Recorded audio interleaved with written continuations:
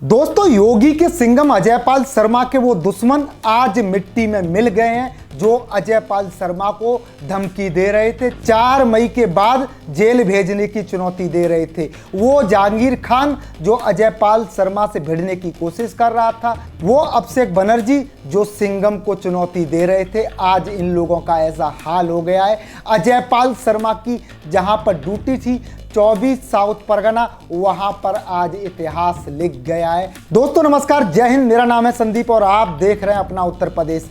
ये जो पूरा गैंग था, ममता बनर्जी का जो सिंडिकेट था, ये अजयपाल शर्मा के खिलाफ कितनी साजिशें रच रहा था। लेकिन आज अपने आप ही 4 मई को ये अजयपाल शर्मा के जो दुश्मन हैं मिट्टी में मिल गए हैं। दोस्तों एक खास रिपोर्ट देखिए, ये सबूत देखिए कैसे अजयपाल शर्मा की जिस इलाके में ड्यूटी थी वहां आज बीजेपी ने कैसे इतिहास रच दिया है। कैसे अभिषेक बनर्जी का गढ़ कहा जाने वाला 24 साउथ परगना, वहां पर टीएमसी के गुंडों की कैसे हालत खराब हो गई है। कैसे अब जहांगीर खान, अभिषेक बनर्जी, ममता बनर्जी, सायोनी घोष, इन लोगों की मुसीबतें बढ़ गई हैं। देखिए खास रिपोर्ट। जहां लगी थी योगी के सिंघम की ड्यूटी, वहां लिख गया नया इतिहास। आईपीएस अजयपाल शर्मा के खौफ से बदल गई बंगाल की हवा। साउथ 24 परगना में हिल गई अभिषेक बनर्जी की जमीन। बिल में छुपने लगे टीएमसी के गुंडे।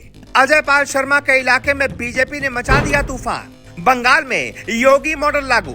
जी, हिंदुओं ने दिखाई ऐसी ताकत, बंगाल में भाजपा हो गई 200 पार। पश्चिम बंगाल और खासकर दक्षिण 24 परगना, आज यहाँ जो हो रहा है वो सिर्फ चुनावी नतीजा नहीं है, ये इतिहास का सबसे बड़ा पलटवार है। ये वही इलाका है जहां सालों से कहा जाता था कि यहाँ वोट नहीं पड़ता, यहाँ वोट डलवाया जाता है।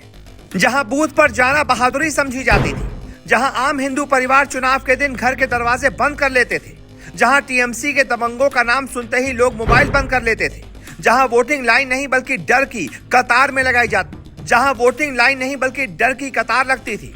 लेकिन इस बार पूरी कहानी ही पलट गई और कहानी बदलने वाला कोई नेता नहीं, बल्कि कोई भाषण नहीं, बल्कि कोई पोस्टर नहीं। कहानी बदलने वाला है एक नाम, आईपीएस अजयपाल शर्मा।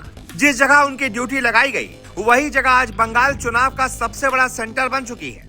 और उसी इलाके से आज जो संदेश निकल रहा है वो ममता बनर्जी की राजनीति को हिला देने वाला है। क्योंकि जिस दक्षिण 24 परगना में टीएमसी के गुंडागर्दी का सबसे ज्यादा दबदबा बताया जाता था, वहीं आज बीजेपी बड़े अंतर से आगे निकल चुकी है। यानी साफ है, ये चुनाव सिर्फ सीटों की गिनती नहीं कर रहा, ये चुनाव बंगाल में डर की राजनीति का अंतिम अध्याय लिख रहा है। और अब सवाल यह है कि क्या यही है योगी का सिंघम कहलाने वाले अजयपाल शर्मा का असली असर? क्या यही है वो तूफान जिसने बंगाल की बूथ राजनीति को पलट दिया? क्या यही है वो कारण जिसकी वजह से आज दक्षिण 24 परगना में टीएमसी का किला अंदर से टूटता दिख रहा है? दरअसल अजयपाल शर्मा की ड्यूटी जहां लगी वहां तूफान आ गया। दक्षिण 24 परगना डायमंड हार्बर बेल्ट वही इलाका है जो चुनाव आते ही बारूद बन जाता था, जहां हर बार आरोप लगते थे कि विपक्षी वोटर को रोका गया। कहीं बूथ कैप्चरिंग की चर्चा होती थी, कहीं महिलाओं को लाइन से हटाया जाता था, तो कहीं युवाओं को डराया जाता था। लेकिन इस बार चुनाव आयोग ने एक ऐसा कदम उठाया जिसने पूरे सिस्टम की रीढ़ हिलाकर रख दी। इसी इलाके में यूपी कैडर के चर्चित आईपीएस ऑफिसर अजयपाल शर्मा को उतार दिया गया। और फिर जो हुआ वो बंगाल ने पहले कभी नहीं देखा। जहां पहले दबंग हंसते थे वहां सुरक्षा बल खड़े दिखाई दिए। जहां पहले वोटर चुप रहता था वहां वोटर बोलता दिखाई दिया। जहां पहले गुंडागर्दी चलती थी वहां कानून व्यवस्था की पकड़ मजबूत दिखाई दी। और इसका असर सीधा जनता के मन पर पड़ा। लोगों को पहली बार लगा कि इस बार हम आराम से बिना डर के वोट डालने जा सकते हैं। और जब जनता को भरोसा मिल जाता है तो फिर चुनाव सिर्फ चुनाव नहीं रह जाता, वो जनादेश बन जाता है। इस बार सबसे बड़ी बात यही रही कि दक्षिण 24 परगना में हिंदू वोटर बाहर निकला, बड़ी संख्या में निकला, बिना डर के, बिना खौफ के, सीना तान कर। महिलाएं घरों से निकली, बुजुर्ग लाइनों में लगे, युवा अपने दोस्तों के साथ बूथों तक पहुंचे और लोगों ने पहली बार महसूस किया कि इस बार हमारा वोट सुरक्षित है। ये वही हिंदू वोटर है जिसे सालों से दबाने की कोशिश की जाती रही, कभी तुष्टीकरण की राजनीति से, कभी डर के माहौल से, कभी धमकी से, तो कभी झूठे मुकदमों से। लेकिन इस बार जब अजयपाल शर्मा की ड्यूटी उस इलाके में लगाई गई तो दबाव का संतुलन बदल गया और उसी पर बंगाल की राजनीति की दिशा ही बदलने लगी। और यही बदलाव टीएमसी के लिए सबसे बड़ा खतरा है, क्योंकि जिस राजनीति का आधार दबदबा हो वो राजनीति निष्पक्ष वोटिंग में टिक नहीं पाती।